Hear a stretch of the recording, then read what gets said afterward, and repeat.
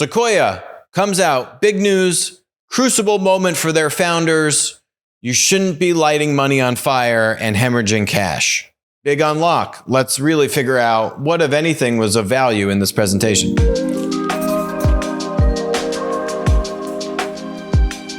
We've got Sequoia, one of the top VC firms in the world, has now issued one of its kind of storied, big, red flashing light warning letters to its portfolios and founders saying, hey, there's a crucible moment coming up. There's a 52 slide presentation deck showing basically not good things on the horizon. Basically saying a couple things. One, if you have high growth and you're losing a lot of money, that's not where you want to be. If you have decent growth and not so much burn, that's where you want to be. That's kind of the new sweet spot. So no more, and it seems like gone are the years of, we had basically 2 years of it, 18 months maybe, of just burn money at all costs, growth at all costs. That is now out. And it's funny how fast this stuff flips, right? It's like you still have some mega rounds that are still actually closing right now in the old mantra. We're actually also seeing rounds of startups that are getting repriced at the last minute. So it's what you would call where the lead VC is what you would call retrading. Generally, very poor form. You have months of diligence and to kind of get the round ready to close. And then at the last minute, we've seen very prominent VCs leading not just early stage, but like Series B, Series C stage rounds and go to them and drastically cut down the valuation, sometimes by like 30, 40%. And the startups do the deal. So you are seeing all kinds of, battening down the hatches and startup founders really kind of revisiting how they're thinking about investing. Basically, that's code for burning money on growth. And all of them just very quickly. It just seems to change so fast, which, I don't know, just seems kind of irresponsible and caused by the VCs. So I don't know. I mean, it's good they've issued this letter, but at the same time, I also put the onus and really the blame back on the VCs in the first place as to why we are where we are / were. What are your thoughts, Nick? Yeah, I think this is the sort of filtering down of what we've seen in public markets over the last few months and the kind of drastic reduction in valuations, particularly for a lot of tech companies there, which the result of that means there's a lot of hedge funds that are in public markets that basically their public market portfolios got squashed, and which means they're now much less likely to invest in even more illiquid private market investments. And that particularly affects the later stage of VC. So that's where we've seen a lot of this kind of retrading and I would say retrenchment happening in particular, but then that'll filter down to earlier stage because the earlier stage VCs are making bets on investment based on, these companies will be continue able to fundraise. So if the later stage fundraising from some of these alternative sources of capital like hedge funds that have been paying higher valuations over the last few years starts to dry up, then that kind of changes down the whole landscape. And that's really been kind of the big shift is this filtering down from public markets to private markets. But you've definitely had a lot of VCs, playing the game and paying these high valuations and sort of pushing for growth because that's what the market rewarded at the time. Now the dynamic is flipped and it's easy to chastise for sure, but in terms of their portfolio companies, but they definitely have helped fuel this to a certain degree because they've been pushing them to get to those later stages because that's what was rewarded in that environment. Them and basically the Fed, right? We've talked a lot about on the show. I throw around this word 10 trillion. We've printed $10 trillion. I mean, and actually here I've got the slides up from Sequoia, and that's basically literally their first slide is it comes in at $9 trillion of basically monetary stimulus thanks to the Fed. And basically, I mean, the story they're telling their founders is basically a lot of what we talk about on the show. We had massive money printing unlike anything we've ever seen before.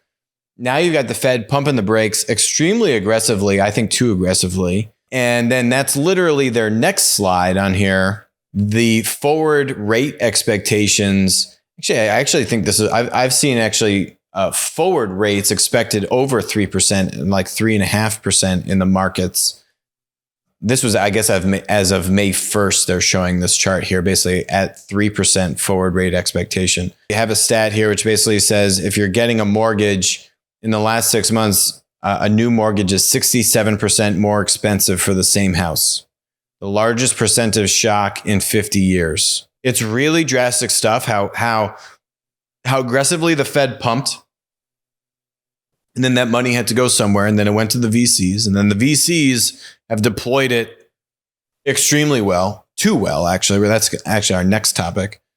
And now the Fed is pulling back because they completely missed the call on inflation being transitory. We called it correctly on this show for months and months and months, not being transitory. And I think now the Fed's going too far in the other direction. I mean, you're now, it's just such a whipsaw where, yeah, the Fed wants to control inflation, but if they really do raise their rates again, I think in a week or two, they're meeting the next FOMC meeting.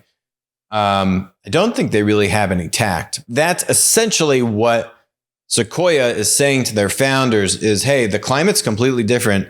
The Fed is buttoning down the hatches. Money is not cheap and freely available anymore. And that means you need to run your business differently, thanks to the Fed, and then further enabled by the VCs who were so fast to deploy that capital. Yeah, I think the other thing they talked about was one of the benefit sides, which is the recruiting landscape's about to get a little bit easier. A lot of companies are doing hiring freezes. So for those companies that kind of get ahead of this or do have a good cash position or have better, more profitable unit economics, they're going to have an easier time hiring talent than they've had for the last number of years, which I think is, if you get ahead of this and you're in a good position, there are upside to be had. If you're a tech company, but at the same time, that's not going to be most, and that's what creates that advantage for the few winners. But see, this is where I get grumpy at the VCs, and these slides are just freely available on the internet. You can just go find them if you Google around. Medium to long term, they got a chart here. Durable growth with improving profitability is always the path. Medium to long term, durable growth is always the path, they say. There's just too much hypocrisy in that, right? Like, that was not always the path. And Sequoia and all these VCs are complicit in pumping their founders up, wanting them to spend money, because then Sequoia and the VCs, they need to invest the money that they're getting basically from the Fed on down to the other institutional investors. And then the institutional investors need to put that somewhere, and that goes to the VCs. And the VCs need to put it somewhere. And we saw these crazy tech asset price inflation that we've covered on the show many times, right? But the VCs weren't preaching durable growth is always the path. Have medium growth with a path to profitability, right? That's the best chart to plot. That was not the notion. I think we've seen a few TV shows to that effect recently, with the We Crash show, the Uber show. There's kind of, what was it, the Theranos show. This has kind of become the story of the last 10 years that was not what VCs were preaching, and that has had some unintended nasty side effects with some companies. So I think that's very much a about face, but if the message they're trying to convey is this is what we've always been saying, that would certainly be a surprise to many, I think. Yeah, it's just, I mean, these charts, these look like SoftBank charts to me. I mean, you look at these things, it's like it goes up or it goes down. Right. And what do you do at a crucible moment? Either you go down, right, or you go up in kind of a jagged fashion. I mean, and this is marked Sequoia Confidential.